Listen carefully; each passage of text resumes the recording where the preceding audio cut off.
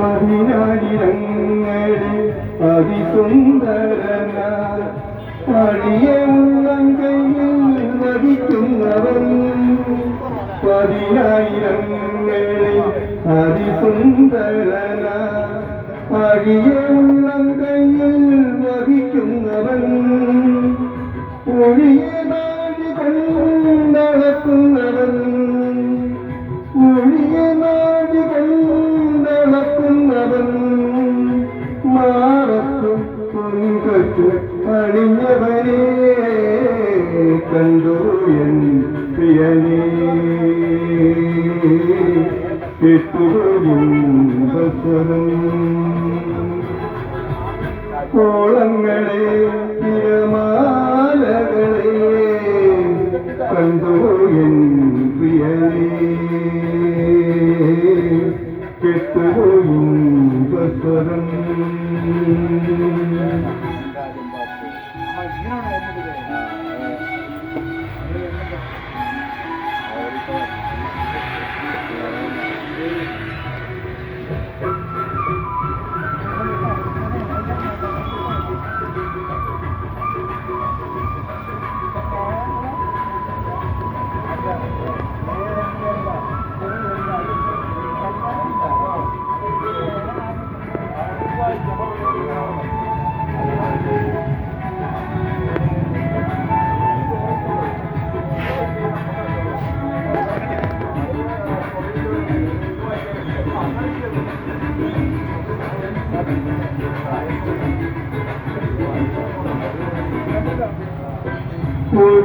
ഒഴിവാക്കിയാലവൻ ഒഴിവാക്കി ലോകം തൻ പ്രവർത്തികളെല്ലാം ശ്രേഷ്ഠമല്ലോ ഒഴിവാക്കിയാലവൻ ഒഴിവാക്കി ലോകം തൻ പ്രവർത്തികളെല്ലാം ശ്രേഷ്ഠമല്ലോ മരണത്തെ ജയിച്ചവൻ മഹത്വത്തിൽ വസിപ്പവൻ മരണത്തെ ജയിച്ചവൻ മഹത്വത്തിൽ വസിപ്പവൻ ആദിയും അന്ത്യവും ആയവനെ കണ്ടു എൻ പ്രിയനേ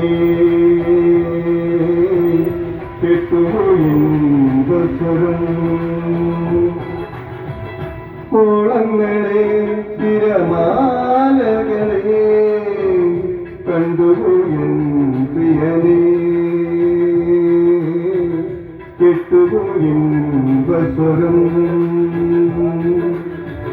കോളങ്ങളെ തിരമാലകളെ കണ്ടുപോയിൻ പ്രിയനേ കേട്ടുപോയിൻ സ്വരം കോളങ്ങളെ തിരമാലകളെ.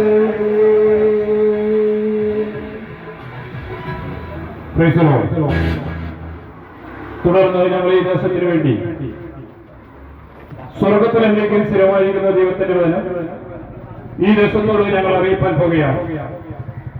കർത്താവിൽ പ്രസിദ്ധനായ ഇവാഞ്ചലിസ്റ്റ് ജീസൻ നിങ്ങളെ അഭിസംബോധന ചെയ്ത് ഈ ദേശത്തിന് ആവശ്യമായ വചനങ്ങളോട് അറിയിക്കും.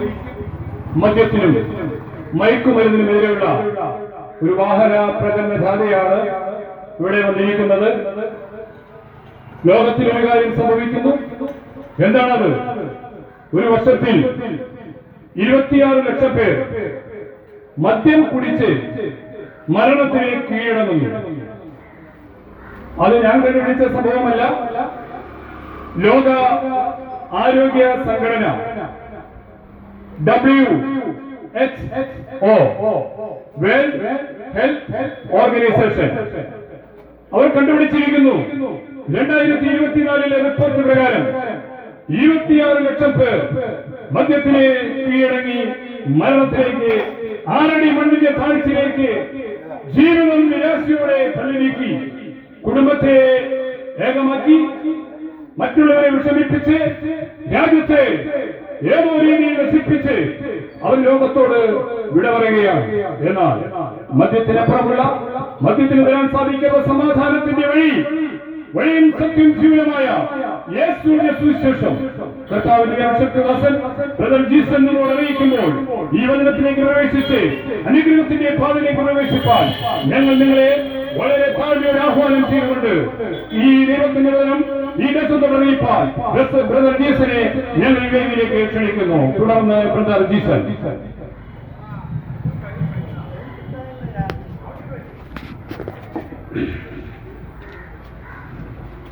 സ്നേഹമുള്ള പുതുക്കോട് ദേശവാസികളെ, നിങ്ങളോട് എല്ലാവരോടും ഈ ദേശത്തിനോട് അറിയിക്കാനുള്ള ഒരു നല്ല വിശേഷമുണ്ട്. അതാണ് കർത്താവായ യേശു ക്രിസ്തുവിന്റെ സുവിശേഷം. ആകാശം ഭൂമി മാറിപ്പോയാലും മാറ്റമില്ലാത്ത ദൈവത്തിന്റെ തിരുവചനം ഈ ദേശത്തെ അറിയിക്കുവാൻ തക്കവണ്ണം സർവശക്തനായ ദൈവം ഞങ്ങളെ യോഗ്യരക്തനായ ദൈവത്തിനെ മഹത്വപ്പെടുത്തുന്നു. പ്രിയ സഹോദരങ്ങളെ, ഈ ദേശത്ത് ദൈവത്തിന്റെ വചനം അറിയിക്കുവാൻ ദൈവം ഞങ്ങളെ അവിടുന്ന്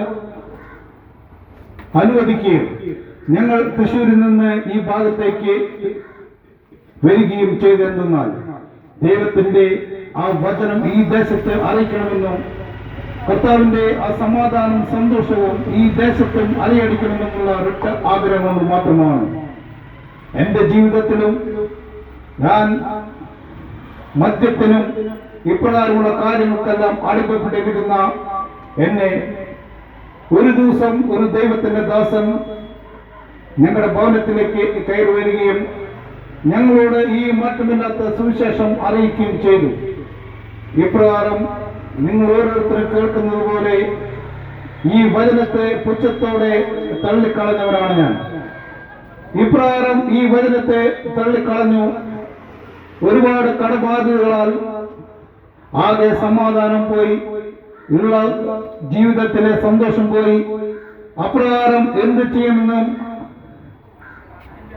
അറിയാതിരുന്ന എന്നെ ദൈവത്തിന്റെ ദാസന്മാർ തുടർന്ന് അവർ ദൈവത്തിന്റെ വചനം എന്നോട് അറിയിച്ചു പോന്നു. ഇപ്രകാരം ദൈവത്തിന്റെ മാറ്റമില്ലാത്ത വചനം ആദ്യം തള്ളിക്കളഞ്ഞ ഞാൻ ആ വചനം കേൾക്കുവാൻ തക്കവണ്ണം മനസ്സ് കാണിച്ചു. ഇപ്രകാരം ആ വചനത്തെ കേൾക്കുവാൻ മനസ്സ് കാണിച്ചു കഴിഞ്ഞപ്പോൾ ദൈവം എന്റെ ജീവിതത്തിൽ ഇടപെടുവാൻ തുടങ്ങി. ഇപ്രകാരം ഞാനും എന്റെ കുടുംബവും ഏത് രീതിയിലാണ് ജീവിതം മുന്നോട്ട് പോകേണ്ടതെന്നുള്ളൊരു ധാരണയിൽ ഇരിക്കുന്ന സമയത്ത് ഒരു കൂട്ടം ദൈവദാസന്മാർ എന്റെ ഭവനത്തിൽ വന്ന് പ്രാർത്ഥിക്കുവാൻ തക്കോണം ഇടയായി. ഇവർ ഇപ്രകാരം എന്റെ ഭവനത്തിൽ വന്ന് പ്രാർത്ഥിക്കുകയും അവർ എനിക്ക് വേണ്ടി വളരെയധികം സമാധാനവും സന്തോഷത്തിന് പകർന്ന രീതിയിലുള്ള വാക്കുകൾ പറയുകയും എല്ലാം ചെയ്തു. അപ്രകാരം അവരെല്ലാവരും ഈ ദേവദാസന്മാർ എന്റെ ഭവനത്തിൽ നിന്ന് പോയി. ഒരാഴ്ച കഴിഞ്ഞില്ല, അയൽ സംസ്ഥാനത്തിൽ നിന്ന് എന്നെ അന്വേഷിച്ച് ഒരു വ്യാപാരി എന്നെ അന്വേഷിച്ച് തൃശ്ശൂർ വരികയാണ് ഉണ്ടായത്. നമ്മൾക്ക് ഈ വാക്ക് കേൾക്കുമ്പോൾ ഇപ്രകാരമുള്ള കാര്യങ്ങൾ സംഭവിക്കുമോ എന്നല്ല നമ്മൾ ചിന്തിക്കുമ്പോൾ, ഇന്ന് എന്റെ ഭവനത്തിൽ എന്നെ അന്വേഷിച്ചു വന്ന അയൽ സംസ്ഥാനത്തെ ഒരു വ്യാപാരി ഇന്നും ജീവിച്ചിരിപ്പുണ്ട്. ആ വ്യാപാരി എന്നെ അന്വേഷിച്ച് വരികയും എന്റെ ജീവിത രീതികൾ, ഓരോ ബാധ്യതകളും എപ്രകാരം ബാധ്യതകളുണ്ട്, കടബാധ്യതകൾ എപ്രകാരമുണ്ട് എന്നെല്ലാം ചോദിച്ചറിയുകയും ഒരൊറ്റ ദിവസം കൊണ്ട് തന്നെ അതിനുവേണ്ട എല്ലാ കാര്യങ്ങളും അദ്ദേഹം എനിക്ക് ഒരുക്കുകയാണ് ഉണ്ടായത്. ഇപ്രകാരം ഒരു വലിയൊരു അത്ഭുതം എന്റെ ജീവിതത്തിൽ വന്നു കഴിഞ്ഞപ്പോൾ, ഇത്ര നാൾ ഞാൻ ജീവിക്കുന്നത് എന്തിനു വേണ്ടിയാണെന്നുള്ളൊരു ചിന്ത എന്റെ മനസ്സിലുണ്ടായ സമയത്താണ് ഇപ്രകാരം ഒരു അത്ഭുതം എന്റെ ജീവിതത്തിൽ ഉണ്ടാകുന്നത്. എനിക്ക് മനസ്സിലായി, ദൈവം അയക്കാതെ ഒരു അയൽ സംസ്ഥാനത്തിൽ നിന്ന് എന്നെ അന്വേഷിച്ച് ഒരു വ്യക്തിക്ക് വരുവാൻ സാധ്യമല്ലെന്ന്. അപ്രകാരം എന്റെ ജീവിതത്തെ കെട്ടിപ്പടുക്കുവാനും എന്റെ ജീവിതത്തിലെ സമാധാനവും സന്തോഷവും എന്റെ കുടുംബത്തിലും സമാധാനം വരുവാൻ തക്കവണ്ണിടയായി. ഈ ജീവനുള്ള ദൈവം വചനത്തിലൂടെ അവിടെ അറിയിക്കുകയാണ്, നീ വിശ്വസിച്ചാൽ, നീ എന്നിൽ വിശ്വസിച്ചാൽ നീ നിന്റെ കുടുംബവും രക്ഷ പ്രാപിക്കുമെന്നുള്ള ദൈവത്തിന്റെ വചനം അവിടെ നിവൃത്തിയായപ്പോൾ, ദൈവത്തിന്റെ ആ മാറ്റമില്ലാത്ത വചനം, അത് ജീവനുള്ള വചനം അവിടെ എന്റെ ജീവിതത്തിൽ പ്രാവർത്തികമാക്കുവാൻ തക്കവണ്ണം ഇടയായി. പ്രിയ ദേശവാസികളെ, ഞാൻ നിങ്ങളോട് ഇപ്രകാരം ഒരു ദൈവത്തിന്റെ വചനം അറിയിക്കുമ്പോൾ എന്റെ ജീവിത സാക്ഷ്യമാണ് ഞാൻ നിങ്ങളുടെ മുന്നിൽ അവതരിപ്പിക്കുന്നത്. നമ്മുടെ ജീവിതത്തിൽ, നമ്മുടെ ശരീരത്തിലോടുന്ന രക്തത്തിന് ജീവനുള്ളതുപോലെ ദൈവത്തിന്റെ മാറ്റമില്ലാത്ത വചനത്തിനും ജീവനുള്ള കാര്യം നിങ്ങൾ മറന്നു പോകരുത്. നിങ്ങളുടെ കുടുംബത്തിൽ രോഗബാധിതകളുണ്ടോ, മാനസികമായ പ്രശ്നങ്ങളുണ്ടോ, അല്ലെങ്കിൽ കടബാധ്യതകളുണ്ടോ, ഇപ്രകാരമുള്ള വലിയ ഭാരത്തോടെ നിങ്ങൾ പോകുന്നുണ്ടെങ്കിൽ നിങ്ങൾ ആരും അതിനെക്കുറിച്ച് വ്യാകുലരാവേണ്ട. നിങ്ങളുടെ ഭാരങ്ങളെല്ലാം ചുമക്കുന്ന, നമ്മുടെ ഓരോരുത്തരുടെ പാപങ്ങൾ ചുമക്കുന്ന ഒരു കർത്താവായ യേശു ക്രിസ്തു ഉണ്ടെന്നുള്ള കാര്യം നിങ്ങൾ മറന്നു പോകരുത്. നിങ്ങൾ ഒരു ആത്മഹത്യയോ അല്ലെങ്കിൽ മദ്യപാനമോ അല്ലെങ്കിൽ മയക്കുമരുന്നോ അല്ലെങ്കിൽ പുകവലിയോ ഇതൊന്നും നമ്മുടെ ജീവിതത്തിന് ശാശ്വതമായിട്ടുള്ള കാര്യങ്ങളല്ല എന്നുള്ള കാര്യം നിങ്ങൾ ഓർത്തുകൊള്ളുക.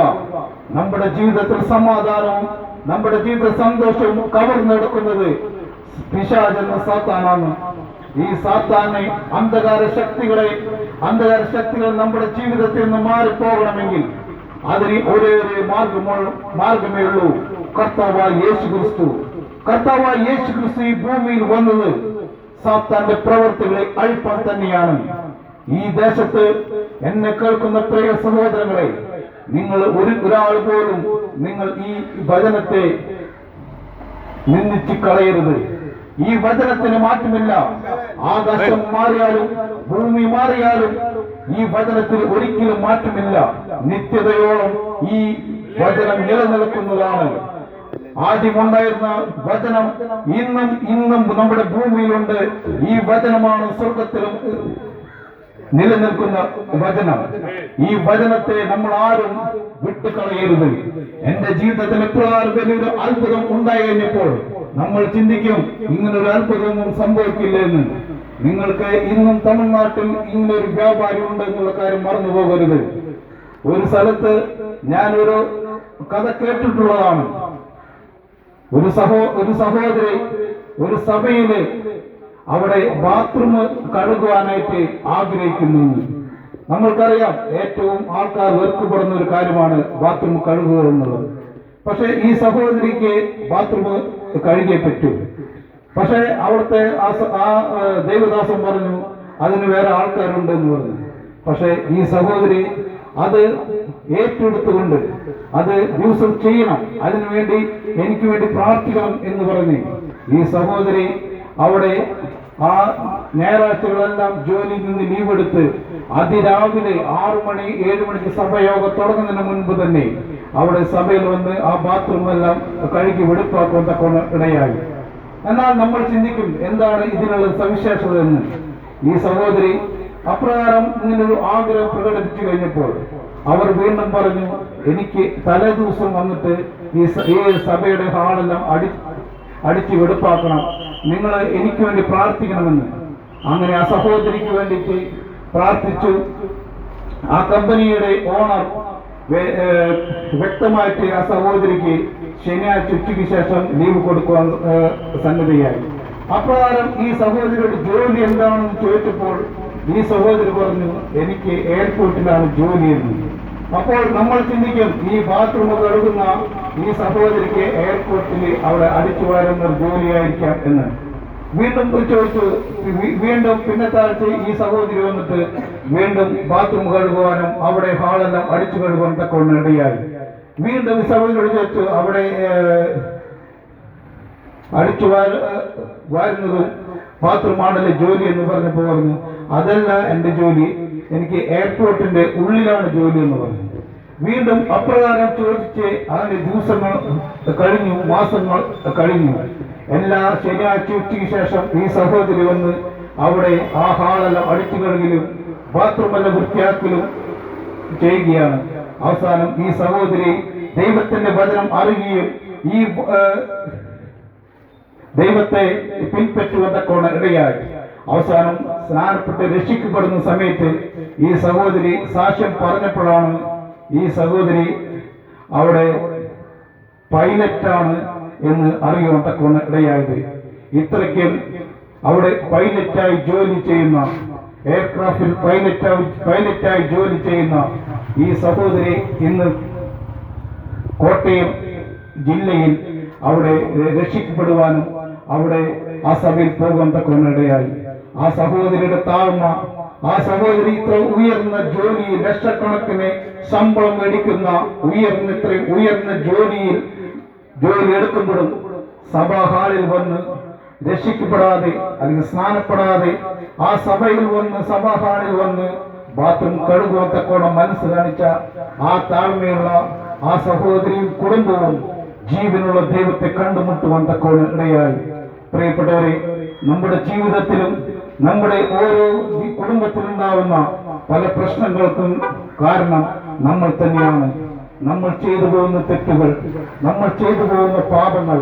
നമ്മൾ ചിന്തിക്കും, ഞാൻ ആരെയും ഉപദ്രവിക്കുന്നില്ല, അല്ലെങ്കിൽ ഞാൻ ആരെയും കുറ്റപ്പെടുത്തുന്നില്ല, ഞാൻ ആർക്കും ദ്രോഹമായി ഒന്നും ചെയ്യുന്നില്ല എന്നെല്ലാം നമ്മൾ ചിന്തിക്കുമ്പോൾ നമ്മൾ ഒരു കാര്യം നമ്മൾ ഓർക്കുക, നമ്മൾ പ്രവൃത്തി കൊണ്ട് ചെയ്തില്ലെങ്കിലും നമ്മുടെ ഹൃദയത്തിൽ ദൈവത്തിനെതിരെ, വചനത്തിനെതിരെ പാപം ചെയ്യുന്നു എന്നുള്ള കാര്യം. നമ്മുടെ ഹൃദയത്തിൽ പാപം വന്നാൽ അത് നമ്മുടെ ജീവിതത്തിലും നമ്മുടെ മക്കൾക്കും കുടുംബത്തിനും അത് വലിയൊരു ദ്രോഹമായി തീരും. ആ പാപത്തിന്റെ ശമ്പളം മരണമെന്ന ദൈവത്തിന്റെ വാഗ്ദാനം. നമ്മൾ പാപം ചെയ്താൽ അതിന് ശിക്ഷ അനുഭവിച്ച് തീരൂ. എത്ര ചെറിയ പാപമായാലും എത്ര വലിയ തെറ്റ് ചെയ്താലും അതിന് ശിക്ഷയുണ്ടെന്നുള്ള കാര്യം നമ്മൾ മറന്നു പോകരുത്. പ്രിയപ്പെട്ടവരെ, നമ്മുടെ ജീവിതത്തിൽ ഒരിക്കലും ഇത്തരത്തിൽ പാപത്തിൽ നിന്ന് മോചനം നൽകാൻ, അല്ലെങ്കിൽ നമ്മുടെ പാപം എത്ര കടും ചുവപ്പായിരുന്നാലും ആ പാപം നമ്മുടെ ജീവിതത്തിൽ തൂവെള്ള പോലെ വെണ്മ പോലെ ആക്കുവാൻ സർവശക്തനായ ദൈവത്തിന് മാത്രമേ സാധിക്കുള്ളൂ. നിങ്ങൾ ഈ വചനം കേൾക്കുന്ന ഈ നിമിഷം വരെ നിങ്ങളുടെ ജീവിതത്തിൽ എത്ര വലിയ പാപം ചെയ്താലും, എത്ര വലിയ തെറ്റ് ചെയ്താലും നിങ്ങൾ ഭാരപ്പെടേണ്ട. നിങ്ങളുടെ പാപങ്ങൾ ക്ഷമിക്കുവാൻ, നിങ്ങൾ ഓരോരുത്തരുടെ പാപങ്ങൾ ഏറ്റെടുത്ത്, നമ്മൾ ഓരോരുത്തരും ചെയ്ത പാപങ്ങൾ ഏറ്റെടുത്ത് ചുമന്നുകൊണ്ട് നമുക്ക് വേണ്ടി ക്രൂശിലേറിയ രക്ഷകനായ യേശു ക്രിസ്തു എന്നുള്ള കാര്യം നമ്മൾ മറന്നു പോകരുത്. നീ വിശ്വസിച്ചാൽ നീ നിന്റെ കുടുംബവും രക്ഷ പ്രാപിക്കും. നിങ്ങളുടെ കുടുംബത്തിൽ ഒരു വ്യക്തി വിശ്വസിച്ചാൽ, ആ കർത്താവിൽ മാത്രം ആശ്രയം അർപ്പിച്ചാൽ, നീ നിന്റെ കുടുംബവും രക്ഷയിലേക്ക് വരുവാനും നിങ്ങളുടെ കുടുംബം അനുഗ്രഹിക്കപ്പെടാനും നിങ്ങൾ ഓരോരുത്തരും ദൈവം ഒരുക്കി വെച്ചിരിക്കുന്ന സ്വർഗരാജ്യത്തിലേക്ക് എത്തിച്ചേരുവാൻ തക്കോണം ഇടയാകും. പ്രിയപ്പെട്ടവരെ, നമ്മൾ ഒരു കാര്യം ഓർക്കുക, ഇന്നല്ലെങ്കിൽ അടുത്ത നിമിഷം നമ്മൾ ഓരോരുത്തരും മരിച്ചു പോകേണ്ടവരാണ്. നമ്മൾ ഓരോരുത്തരും മരിച്ചുപോയാൽ നമ്മൾ എവിടേക്കാണ് ചെന്ന് ചേരുക എന്നുള്ള കാര്യം ചിന്തിച്ചു നോക്കുക. നമ്മൾ ഓരോരുത്തരും നിത്യ നരകമുണ്ടെന്നും നിത്യമായിട്ട് സ്വർഗമുണ്ടെന്നുള്ള കാര്യം മറന്നു പോകരുത്. ഒരാൾ പോലും മരിക്കാതെ ഇരിക്കുകയില്ല. നമ്മുടെ കർത്താവായ യേശു ക്രിസ്തു മാത്രമാണ് നമ്മളെ രക്ഷിക്കുവാനും നമ്മുടെ പാപങ്ങളെല്ലാം ഏറ്റെടുത്ത് നമ്മളെ രക്ഷപ്പെടുത്തുവാൻ കർത്താവായ യേശു ക്രിസ്തുവിന് മാത്രമേ സാധിക്കൂ. മറ്റൊരുത്തിനുള്ള രക്ഷയില്ല. രക്ഷ പ്രാപിക്കാൻ കർത്താവായ യേശു ക്രിസ്തു എന്ന നാമം മാത്രമേ ഉള്ളൂ. പ്രിയപ്പെട്ടവരെ, ഈ വചനം നിങ്ങൾ കേൾക്കണം, നിങ്ങൾ വിശ്വസിക്കണം. എന്റെ ജീവിതത്തിൽ ഉണ്ടായ അത്ഭുതങ്ങളും അടയാളങ്ങളും അത്രമാത്രമാണ്. ഈ ഒരു വചനം നിങ്ങളോട് അറിയിക്കുമ്പോൾ ഞാൻ ഈ ദേശത്ത് വന്ന് വെറുതെ പറയുന്നില്ല. എന്റെ കുടുംബത്തിൽ വന്ന സന്തോഷം, എന്റെ കുടുംബത്തിൽ വന്ന സമാധാനം, എന്റെ മക്കള് അനുഗ്രഹിക്കപ്പെട്ടത്, നിങ്ങളുടെ മക്കളും അനുഗ്രഹിക്കപ്പെടണം. നിങ്ങളുടെ ജീവിതത്തിൽ സമാധാനം, സന്തോഷം ഉണ്ടാകണം എന്നുള്ള വലിയൊരു ആഗ്രഹം ഉള്ളതുകൊണ്ടാണ് ഈ ദേശത്ത് വന്നിട്ട് ദൈവത്തിന്റെ മാറ്റമില്ലാത്ത വചനം അറിയിക്കുവാൻ തക്കവണ്ണം ഇടയായത്. അന്ധകാര ശക്തികളാണ് ഈ ലോകം ഭരിക്കുന്നത് എന്നുള്ള കാര്യം നമ്മൾ മറന്നു പോകരുത്. ഈ ലോകത്തിന്റെ പ്രഭുവായ സാത്താൻ ഈ ലോകത്തിന്റെ എല്ലാവിധ കുടുംബങ്ങളെയും അടിച്ചമർത്തിക്കൊണ്ട് തെറ്റിൽ നിന്ന് തെറ്റിലേക്ക് വീഴിച്ചു കൊണ്ടുപോവുകയാണ്.